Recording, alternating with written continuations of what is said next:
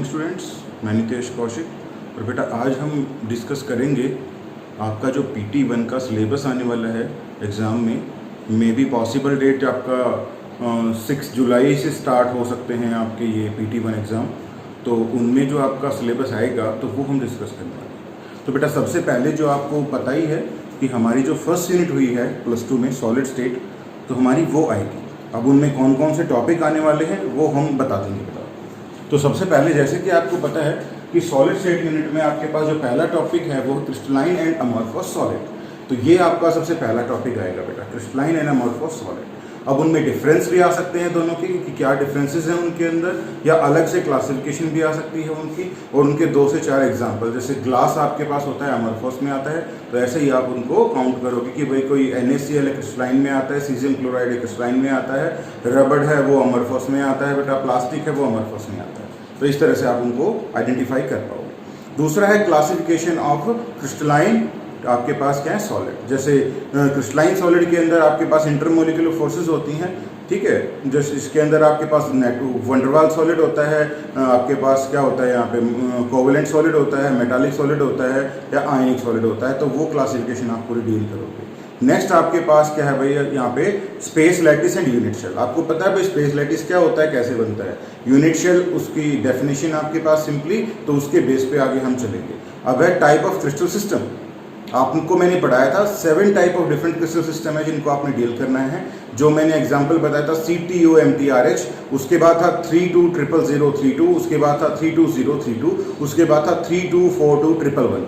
तो इनके थ्रू आप उनके साइड, एंगल और ब्रेविस लैटिस आप डिसाइड कर सकते हो क्या क्या बनेगा। अब उसके बाद आपके पास क्या है, नेक्स्ट हमारे पास है बेटा यहाँ पे बोलो। इसके बाद है आपके पास कैलकुलेशन ऑफ, यहाँ पे क्या है, calculation of the number of particles in a unit cell and the percentage occupied space by the unit cell, ठीक है।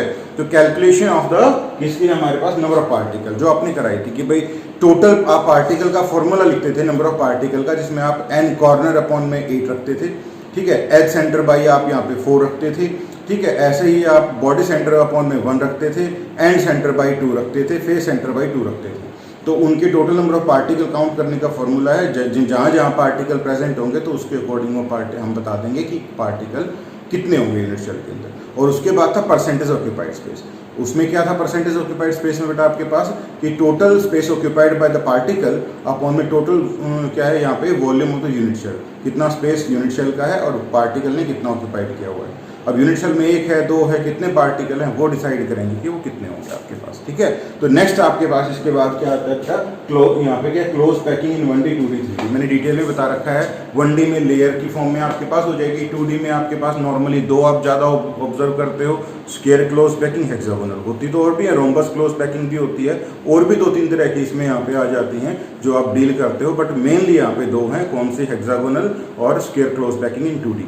फिर 3D क्लोज पैकिंग आती है। 3D क्लोज पैकिंग में क्या होता है बेटा, 2D के जो आपके पास स्क्वायर क्लोज पैकिंग के ऊपर पार्टिकल रखे जाते हैं और आपके हेक्सागोनल 2D के ऊपर पार्टिकल रखे जाते हैं। मैंने आपको बताया था कि CCP सिंपल यूनिट शेल जो होगी वो आपका स्क्वायर क्लोज पैकिंग के ऊपर पार्टिकल रखने से बनेगा, जिसमें AAA टाइप ऑफ अरेंजमेंट होगी।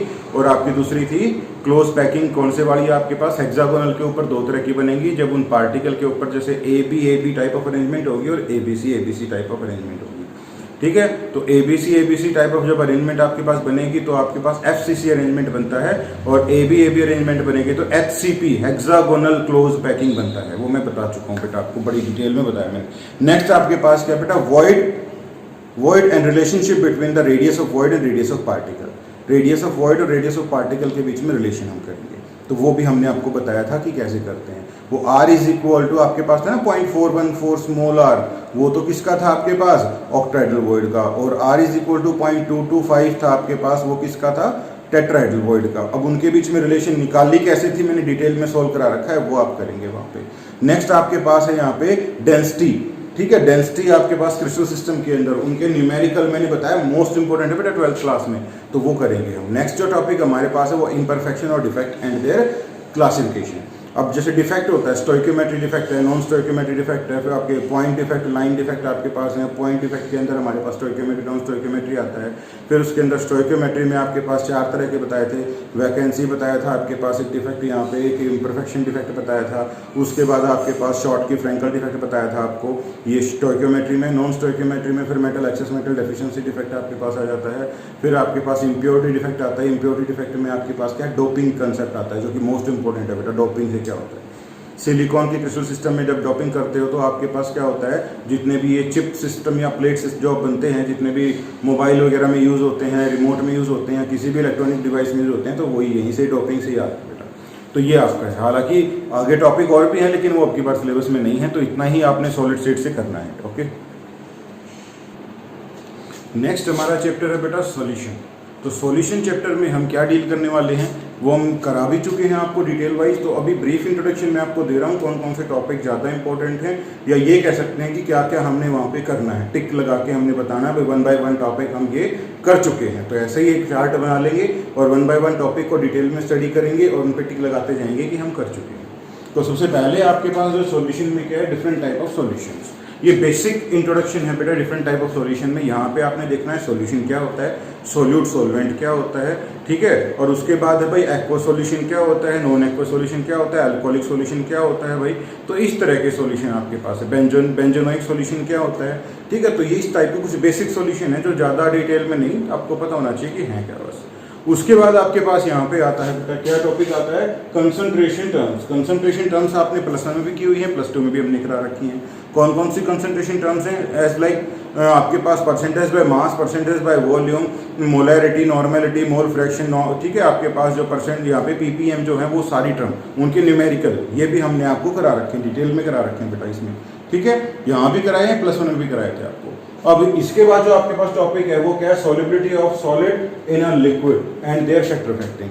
भाई solubility of solid in liquid, कोई सॉलिड डिसॉल्व होता है लिक्विड के अंदर तो वो क्या, उसकी क्या सॉलिबिलिटी होती है, क्या टर्म्स हैं आपके पास और उनके क्या क्या फैक्टर अफेक्टिंग है। भाई टेम्परेचर इफेक्ट करेगा, प्रेशर इफेक्ट करेगा, या भाई वॉल्यूम आपके पास क्या है, कितना कम या ज़्यादा है वो इफेक्ट करेगा, या नेचर ऑफ द लिक्विड या सॉलिड डिपेंड करेगा। ये सारी चीज़ें हम बता भी रखी हैं, बता भी दी मैंने, अभी बता दिया आपको। अब क्या कहते हैं यहाँ पे, solubility of gas in liquid, ठीक है। तो नेक्स्ट क्या है भाई आपके पास यहाँ पे, solubility of gas in liquid and their factor affecting. उसके बाद अब पहले बताया हमने सॉलिड इन लिक्विड, अब बताया गैस इन लिक्विड, ठीक है। गैस डिसॉल्व करते हैं और यहाँ से आपका मोस्ट इंपॉर्टेंट टॉपिक स्टार्ट होता है गैस इन लिक्विड वाला।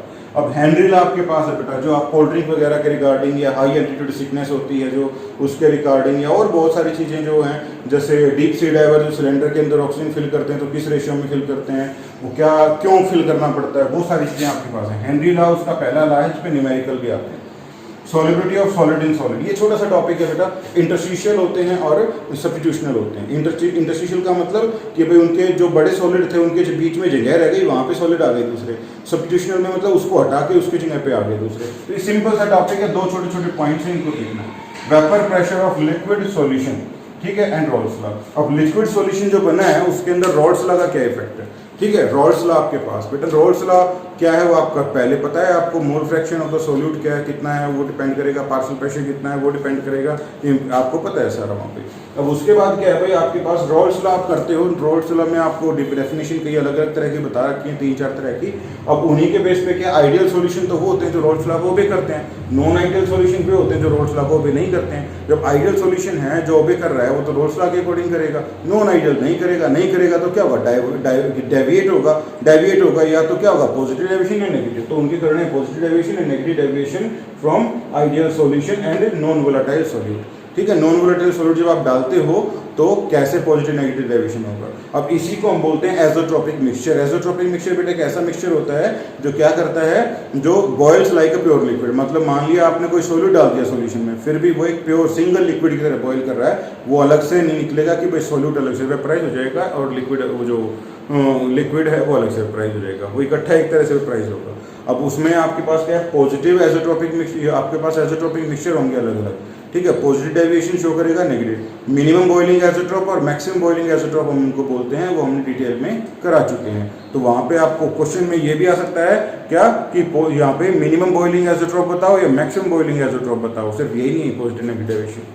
नेक्स्ट आपके पास क्या है बेटा, colligative property, one of the most important topic. मैं आपको न्यूमेरिकल भी करा चुका हूँ, रोल्स लॉ पे भी न्यूमेरिकल आ सकते हैं, कॉलिगेटिव प्रॉपर्टी पे तो आते ही आते हैं। कैसे क्वेश्चन आएंगे, M2 निकालो किसी भी सॉल्यूशन का। मैंने आपको चारों कॉलिगेटिव प्रॉपर्टी बताई थी, कौन कौन सी बताई थी, बोलो भाई। रिलेटिव लोअरिंग वेपर प्रेशर थी, ऑस्मोटिक प्रेशर थी, डिप्रेशन इन फ्रीजिंग पॉइंट था, एलिवेशन बॉइलिंग पॉइंट था।